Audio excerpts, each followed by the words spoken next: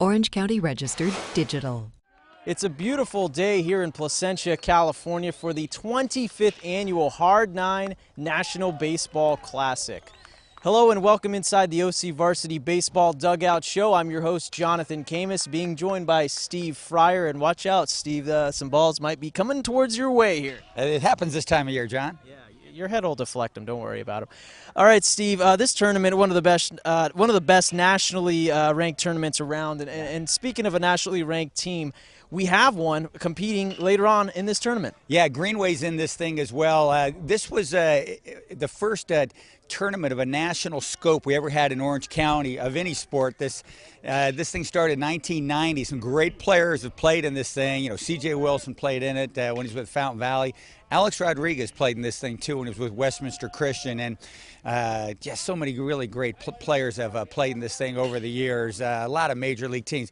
You get a look at the program, it talks about the alumni that have played in this thing, and man, it's pretty impressive. It really is. Two out-of-county schools are playing right now, but El Dorado is playing later, and they're hoping if they make some headway in this tournament, maybe it'll help propel them in league. You know, that's kind of what they need too.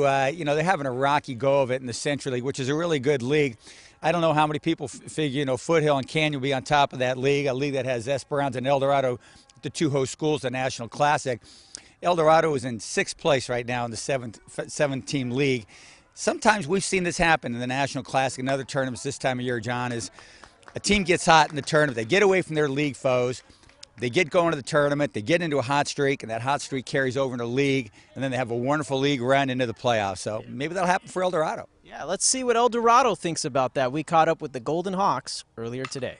It's really important for us to come out here. It's something special we look forward to all year. I'm a junior this year, so this is my first time out here, so it's something definitely special that I've always watched this tournament, and I've been around it for a lot, so it's really fun to be here for the first time and be competing against these great teams like this. I'm hoping to get on a roll in this tournament and bring it on to the league so we can make playoffs and who knows, maybe see our champions. It's the opportunity to play good competition, which we play in league as well, but the chance to play teams from out of state, teams that you don't normally see, and if you're successful, builds confidence, and we look at it as a way to kind of build into the second half of our league season. So it's just nice getting to play teams that you normally don't play.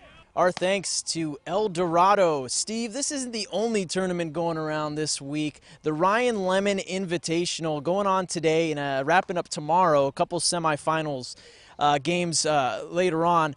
And one of those teams in there is Valencia, and they're one of the hottest teams in the county. Yeah, they've won like 12 games in a row coming into this week. That's the longest intact winning streak in county baseball right now. Joey Sakota coaching that team is a really cool guy. He was a great football and baseball player at Valencia back in the 90s. Now he's coaching his alma mater. It's always fun to see that. And we're going to see how good they are. You know, they're in that Empire League, which has Pacific and Cypress in it too. They're on top of that league, and they're trying to make a pretty good run in that Lemmon Invitational.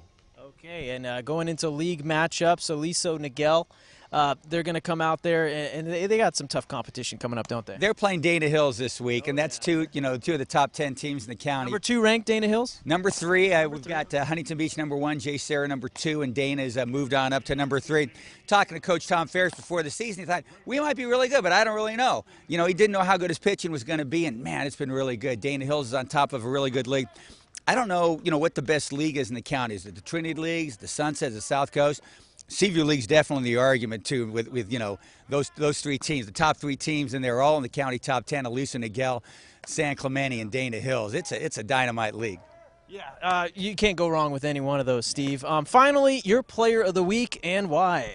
Well, Dominic Fletcher of Cypress had a gigantic week. He drove in 7 runs over just a couple games for Cypress. Cypress kind of down this year. You know, they don't have the pitching that they had last year. Trevor Hall was one of their top returning pitchers. Hasn't been able to pitch for about a month with a shoulder stiffness issue. You know, they were Division II CIF champs last year, and not quite up to it. And now, the Valencia team that we talked about is riding pretty high in that league. So that was our pick. We also had Alex Diaz of Foothill, had a great week too.